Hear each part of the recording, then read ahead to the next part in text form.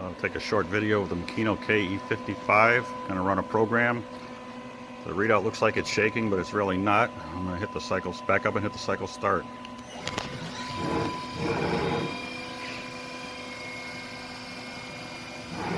It's 3,000 RPM.